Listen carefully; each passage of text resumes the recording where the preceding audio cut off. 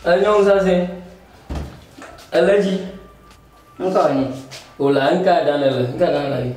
Nka tabia nka damele ojudo fi na ti ya. Oh, mo video da. Ko jena ma bayi. O wa ko tore ka ko nunda ko ba ma srama ko nke. No vi o ku ya, no vi popo no vi o we. Wa po dare. Apo idanela, onya mi wonyori. Ndere ku dogo me ina sile fe dogo. Ina chile ba. Ah. Ina chile ba. Whatever. Ano fi hong kwa da bude. Ano bu. Ah.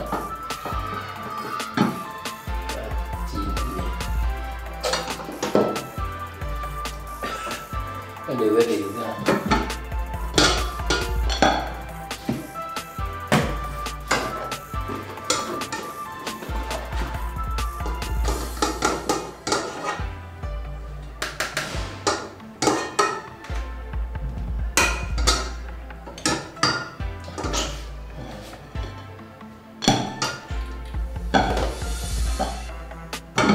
Let's see, I'm gonna call.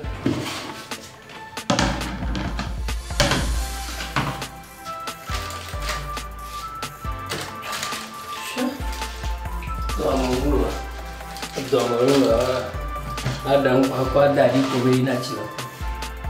Chongkele adi. Ano ya no mi apo.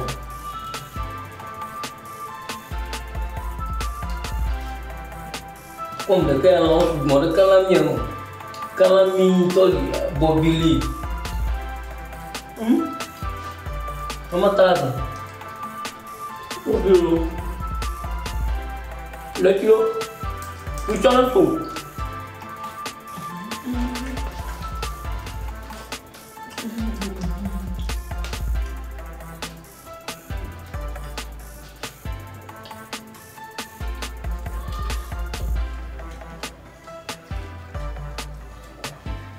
Plazo kuli. Akama tu na wa. Ciao, ntu ya, nko na o nele. Begle menela. Nga. Ne ba so nu du aduma. Bi o mala o ko ma. Nkwe gba na, alo nkwa design we nyela tamu.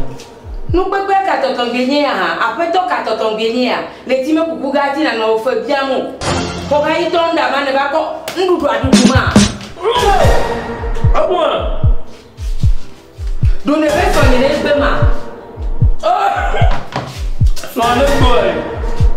What de me? Ale, Danu dwani nem. E wo meka ma de meka. Ma ko etika. Afle bono. No no me te ja ga ha ne meje.